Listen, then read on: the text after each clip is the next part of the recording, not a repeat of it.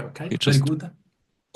Okay, welcome people of the pre-seminar. It's my pleasure to introduce Matteo Misurati, who's going to give us an introduction to Nichols algebras and bosonization. Please. Thank you very much. So, the idea in the next 30 minutes is to start by introducing all the necessary ingredients to the construction of Nichols algebras as object in the Jeter-Drinfeld module category. Then to define Nichols algebra and give some equivalent characterization, and then see some very simple examples. Then we will show how regular and braided off algebras are related through Radford-Majid bosonization. And if we have enough time, we will conclude by showing what is the role of Nichols algebra in the classification of pointed off algebras. So for this talk by H, I will always denote an off algebra with invertible antipode over an algebraically closed field of characteristic 0. Okay. First of all, we recall what a monoidal what a braided monoidal category is. So a monoidal category is said to be braided when endowed with extra structure by a natural isomorphism, the braiding, such that it satisfies these two conditions expressed by these diagrams, that is the hexagon axioms. That are compatibility condition between the braiding and the associativity constraint. The two hexagon axioms alongside the naturality of the braiding imply the Young-Buster equation for the braiding. You can think of the braiding in the monoidal category as playing the same role that the usual transposition plays in the category of vector spaces. It is possible to construct a braided monoidal category from any monoidal category C using the left, in this case, center construction. So this new monoidal category has as object pairs with object in the starting category, and this natural isomorphism called half braidings, which have to satisfy only one of the two hexagon axioms. So the morphism in this new category are morphism between objects which have to be compatible with the half braidings. The tensor product can be endowed with an half braiding constructed through the associativity constraint and the two half braiding. And we have that the half braidings gives us a braiding for the whole category. An example of the left center construction is the left Jeter-Drinfeld modules, which are equivalent to the left center construction on the left modules over H. So the Jeter-Drinfeld modules is a subcategory of the category of left modules over the off algebra H, and they are vector spaces endowed with an H action and an H coaction, which have to be compatible through this compatibility relation. They are a monoidal category, where the tensor product is endowed with an action and a coaction in the usual way. And furthermore, they are braided with this braiding here, which is indeed a braiding. It has an inverse here, constructed using the inverse of the antipode of H. In any monoidal category, we can define monoids. Sorry, excuse me, Matteo. So just a quick question to the previous slide that you had. So here to get Jeter-Drinfeld modules as a monoidal category, I guess it's fine if you just have a bi-algebra, right? You don't need a Hopf algebra, so the antipode is not crucial. Yeah. If we don't have the antipode invertible, we just have a pre-braiding. But even if you don't have an antipode, you would just have a bi-algebra? Yeah. You can construct Jeter-Drinfeld modules over bi-algebras. Yeah, that's true. Usually pre-braided or? Yeah, it's pre-braided. Yeah, usually it's used in the definition another compatibility condition which uses the braiding, but this is equivalent, doesn't use the braiding, and can be used also when H is just a B algebra. Yeah. Okay, great. Thank you. Okay. Okay. So in any monoidal category, we can define both a monoid and a comonoid. A monoid is a triple composed by an object and two morphisms. The morphisms are a multiplication and a unit, such that they make these two diagrams commutative.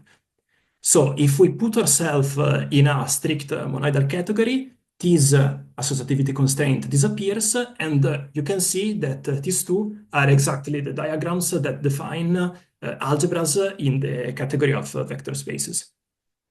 Dually, we can define comonoids, and here you can see that ignoring the associativity constraint, these, as we expect, are the diagrams that define a coalgebra in the category of vector space. So as an example, we have that a monoid in the category of vector spaces graded by a group G are a G-graded algebra. Okay. When we have two monoids in a strict braided monoidal category, it is possible to endow their tensor product with a monoid. It can become a monoid with a unit, which is the composition of the unit of the two monoids, and a multiplication, which is constructed in the way shown by this diagram. And as you can see, this is basically the diagram that constructs the tensor product of algebras in the category of vector space. But here, instead of having the usual transposition, we have the braiding. So when we have monoids and comonoids in a tensor category, in particular in a left-Dirichlet module categories, we call them algebras and coalgebras. Okay. Then we have that a B algebra in the left-Dirichlet module category is this collection of one object and four morphisms, such that the object, the multiplication, and the unit are an algebra. The object, the co-multiplication, and the co-unit are a coalgebra.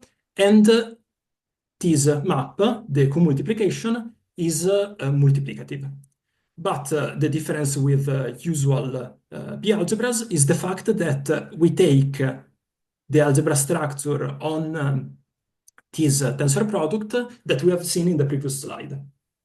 So we have the braiding instead of the transposition. Okay. Then we have that of algebra in a left-Dirichlet module category is defined in the same way in which we define an of algebra. The only difference is that the antipode has to be a morphism in the category. In this case, it has to be left H linear and H collinear.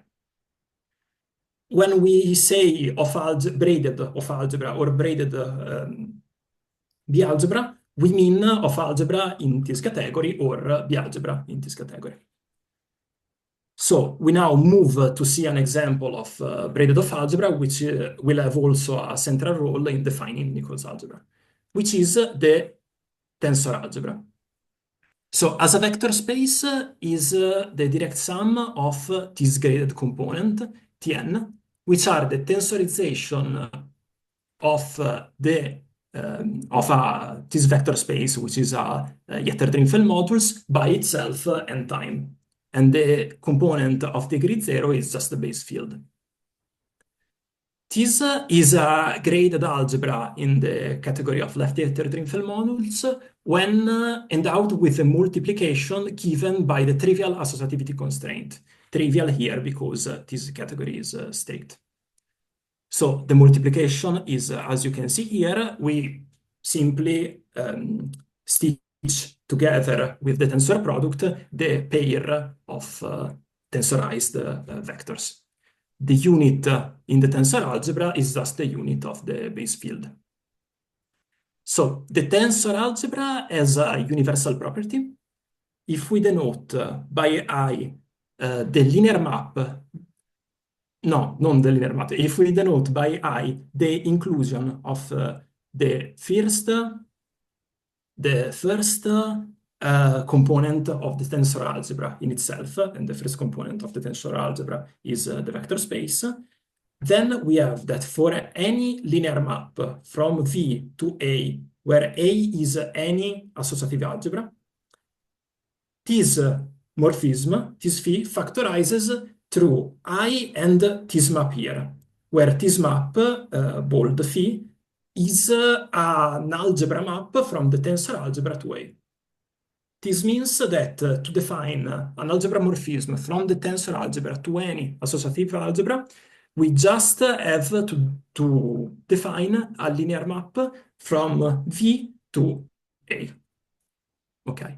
And by doing so, we can construct a co-multiplication for the tensor algebra by constructing this linear map that sends V, each vector, to V tensor 1 plus 1 tensor V. So the tensor algebra with the previous product and this coproduct is a Hopf algebra, a graded Hopf algebra in the Lefty-Drinfeld modules with the antipode given by SV equals to minus V. Now, it is possible to define another coalgebra structure on the tensor algebra with this map. This map does basically the opposite of the multiplication we have seen before. So it takes the tensorization of n vectors and splits them, and then sums all the splitted vector spaces. And on the component of the tensor algebra of degree 1, it behaves like this, like the previous coproduct. However, delta C and the previous delta are different, and moreover, this delta C is not multiplicative with respect to the multiplication for the tensor algebra we have seen before.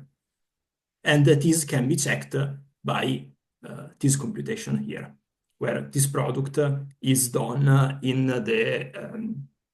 with the multiplication we defined before for TV.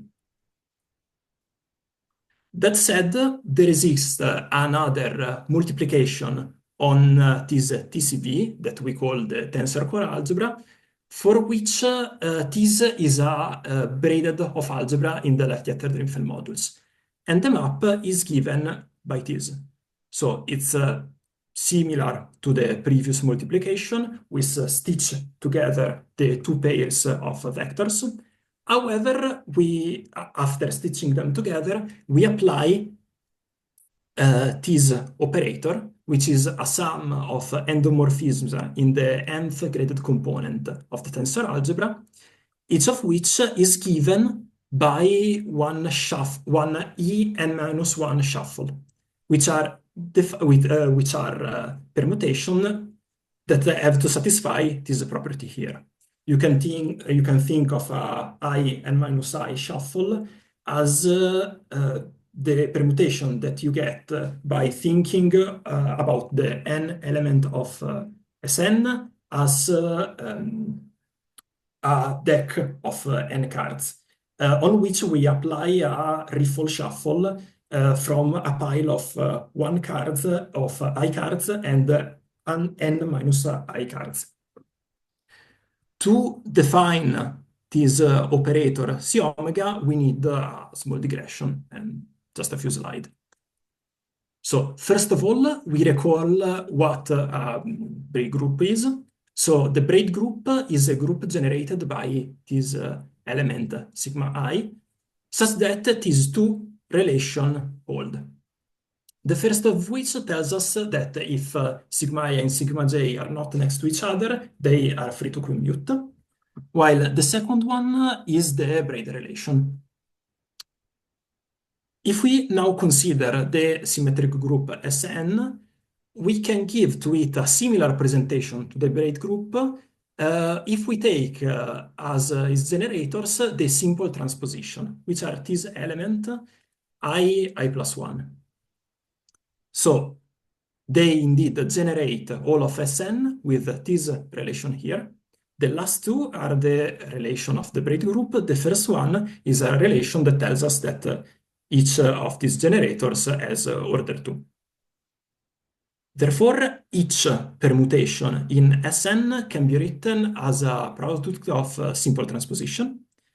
And in particular, we can construct this function, the length function, which associate each permutation with the length of its minimum decomposition in simple transposition. Okay.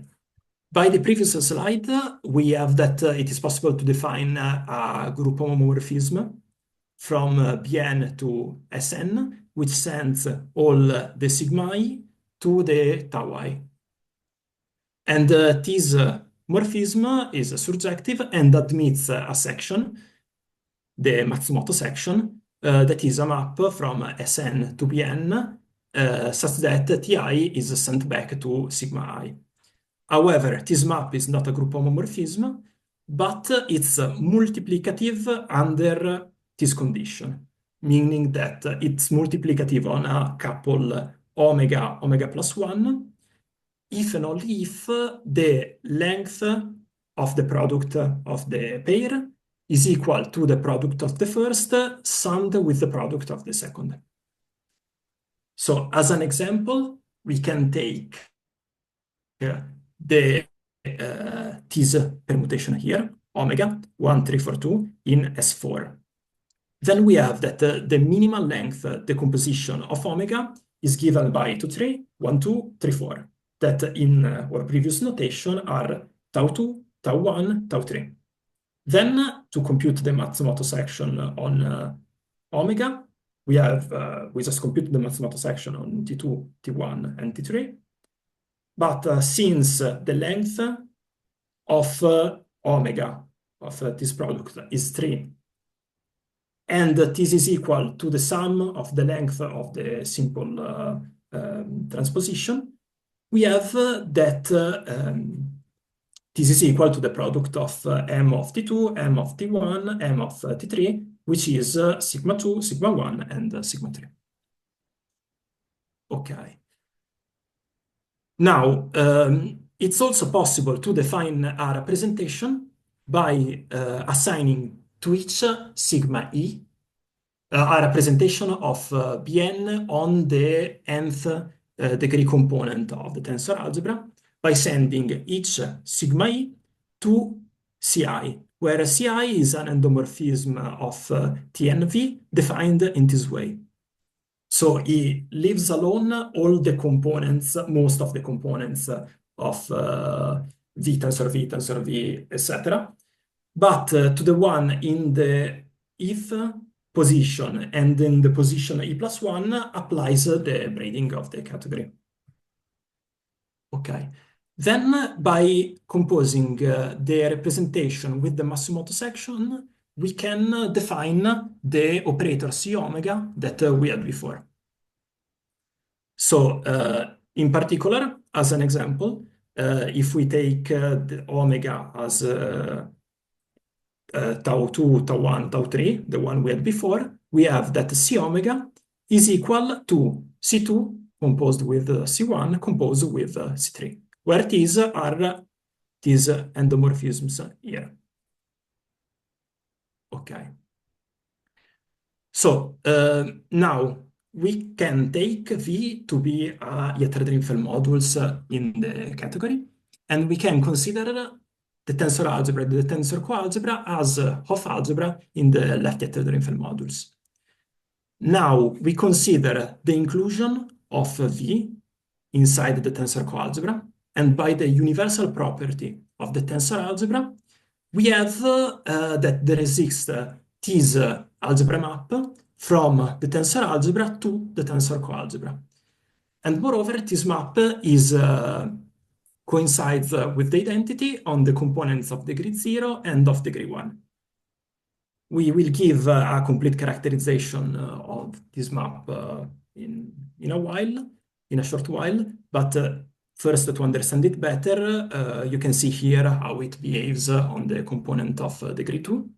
So if we have omega of v tensor w, this is just v tensor w, v multiplied by w in the multiplication of the tensor coalgebra. And if we recall, the definition of the multiplication is this one. And as we have seen before, how these are defined, this is just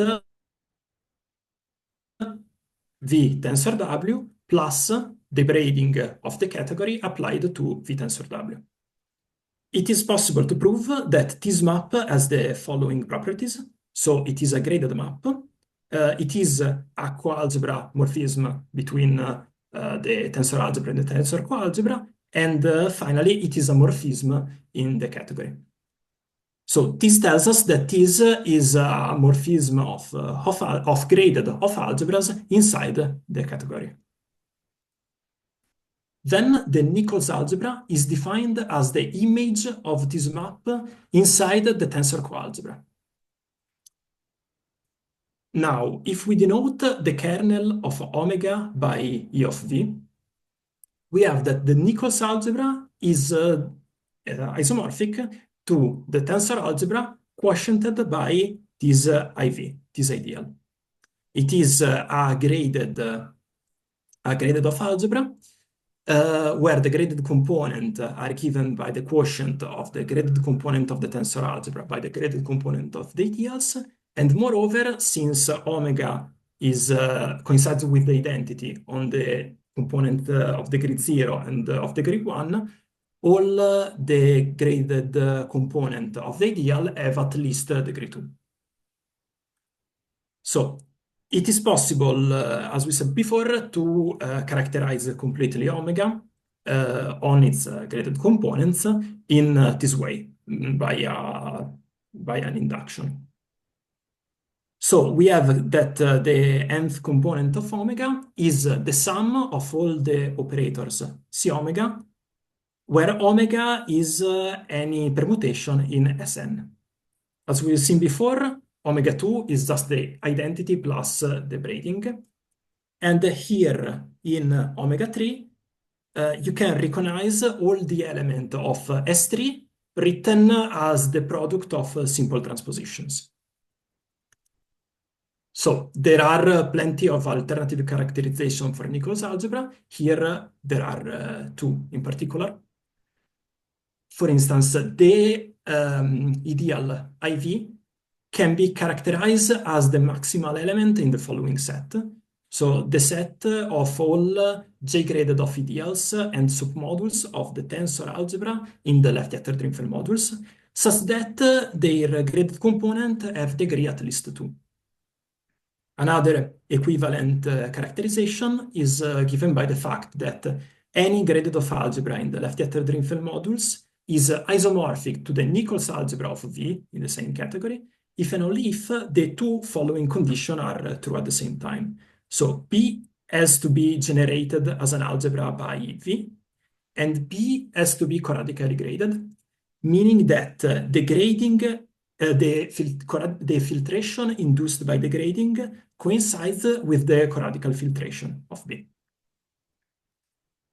So we can now give three simple examples of Nichols algebras.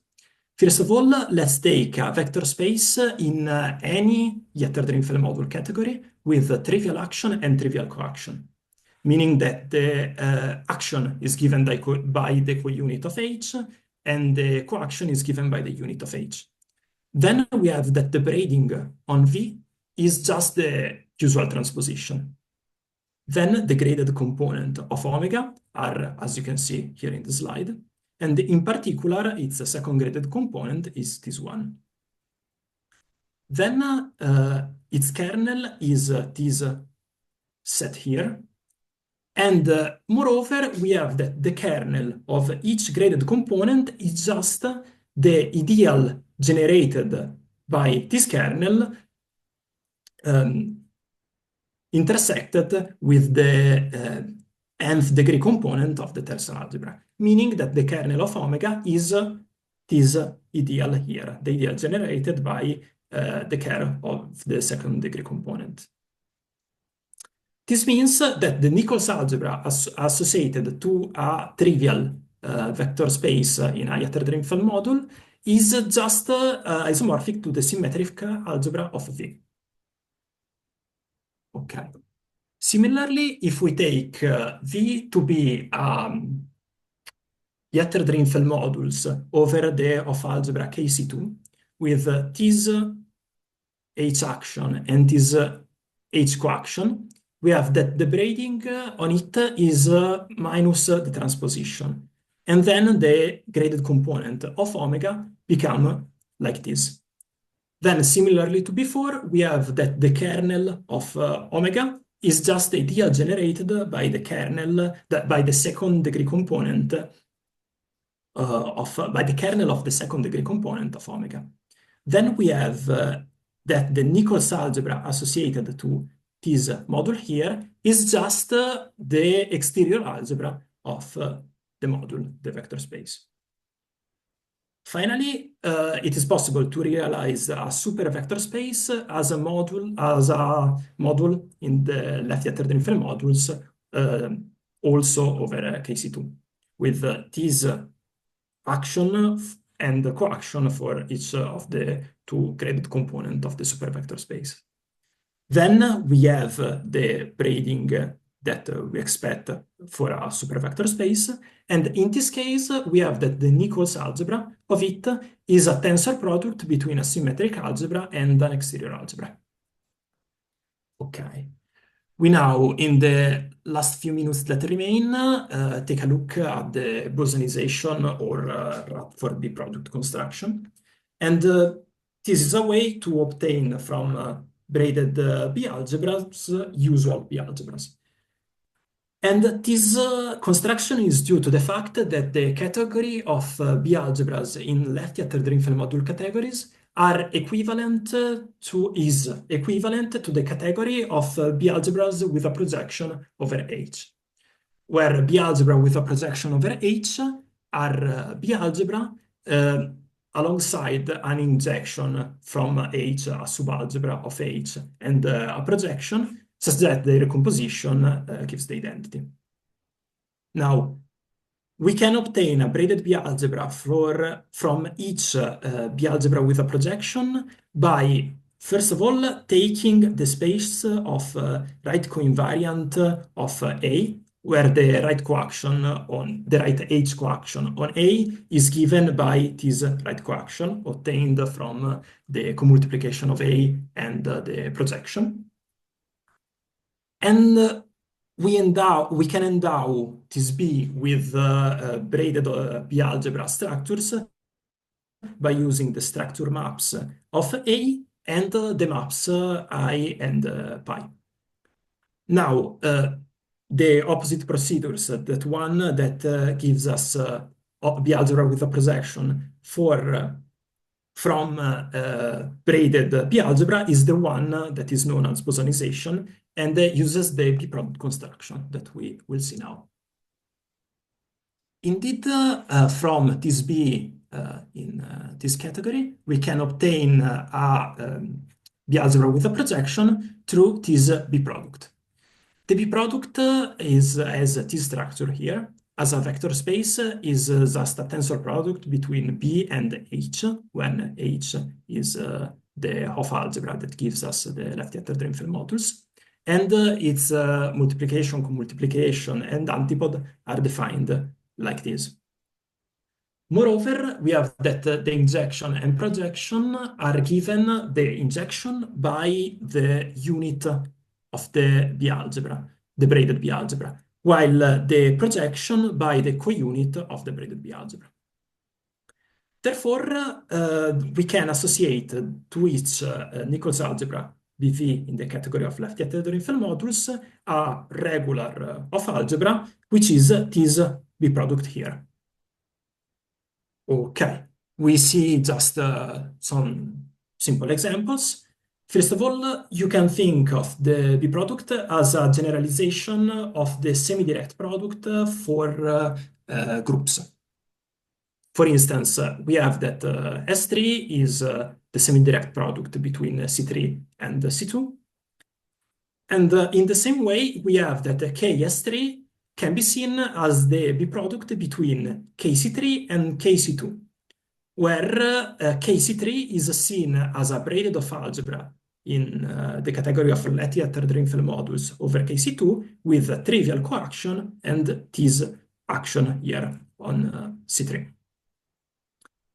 Now, we have that H4, the Swidler-Loff algebra, is also characterizable as a B product between a braided B algebra, a two-dimensional braided B algebra generated by its unit and a nilpotent primitive element,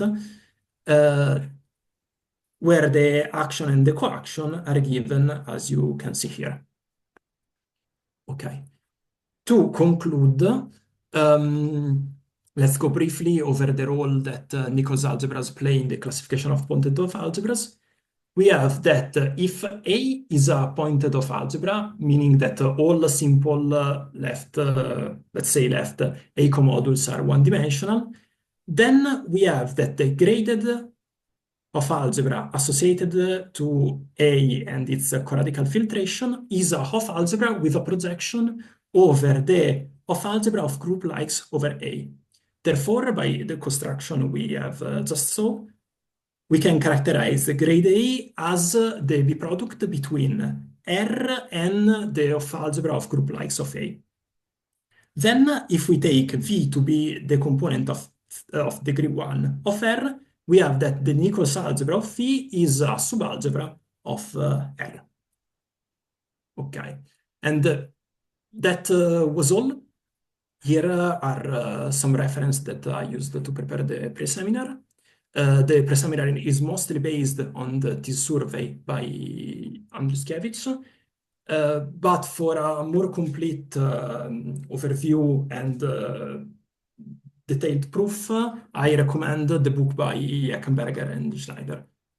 And for the B product construction, the reference I recommend is the book of algebra by Radford. And thank you. Okay, thank you, Matteo. Thanks. So, are there questions?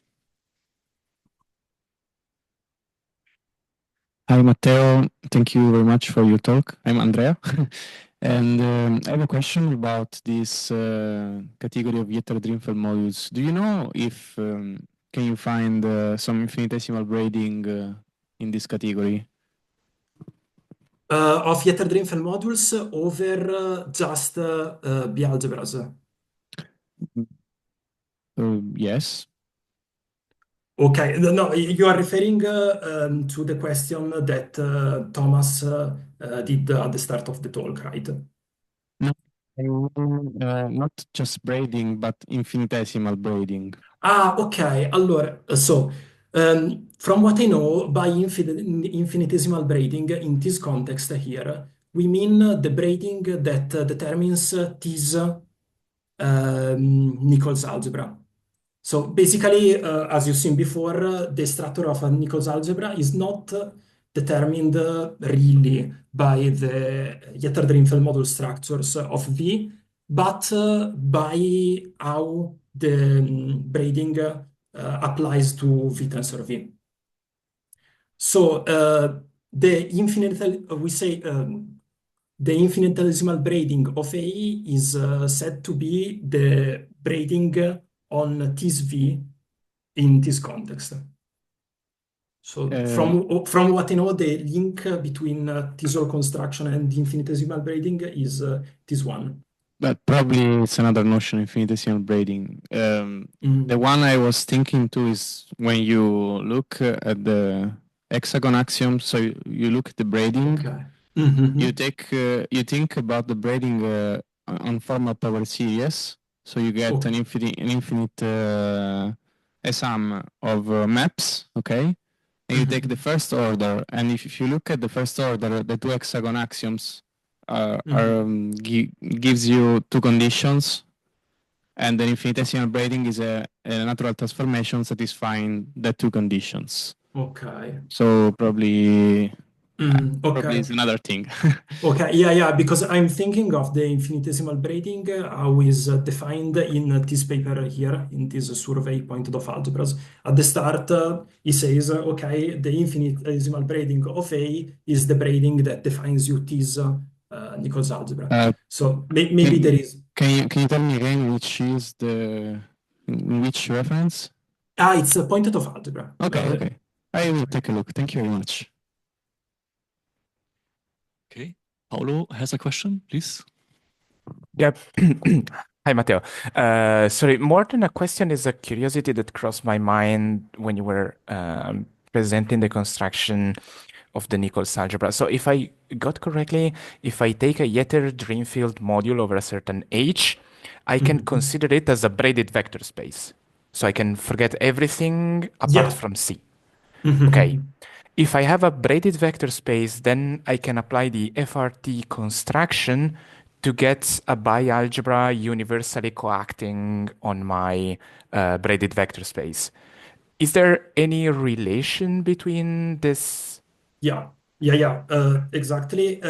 With the same construction, basically what you are getting is you can, with that construction, see the braided vector space as a Yetter-Drinfeld modules of the category of in the category of Yetter-Drinfeld modules over a B-algebra. You can see it as a Yetter-Drinfeld modules in a category as a Yetter-Drinfeld modules over an of algebra if you have some technical condition on the vector space, on the braided vector space. So in general, you cannot, you can only see a braided vector space in full generality as module in a left Yetter-Drinfeld module category over a B-algebra. But if you have some technical condition, it's described in the survey, in the survey by Andruskiewicz, then you can see it as a Yetter-Drinfeld modules in the category a Yetter-Drinfeld modules over an of algebra. Sorry, So, I couldn't follow what you were saying. So in short, is in general, you can see braided vector space as a left Yetter-Drinfeld modules, but only over a B-algebra. If you want to see it as a Yetter-Drinfeld modules over some of algebra, you need some additional technical condition over the braided vector space. Okay, so are you saying that if I have a braided vector space, then this becomes a Yetter-Drinfeld module over the FRT by algebra? I don't remember if it's exactly the FRTB algebra, but is in any way for sure related. Okay. Okay. Thanks. Comment to what Paolo just said or was asking. So if you build now this FRT co-quasi-triangular bi-algebra, then with the R matrix you get a functor from the category of co-modules to the category of Yetter-Drinfeld modules, and over the FRT. Over the FRT bi-algebra. And is it this what you meant, Matteo? That this is how you can view the vector space then as a Yetter-Drinfeld module, or? Yeah. You need some other construction, some other condition on the braided vector space to see it as a Yetter-Drinfeld module over an off. So it's not true for any braided vector space. Okay. Thanks. Okay. Are there more questions? Doesn't seem to be the case. Then let's thank Matteo again.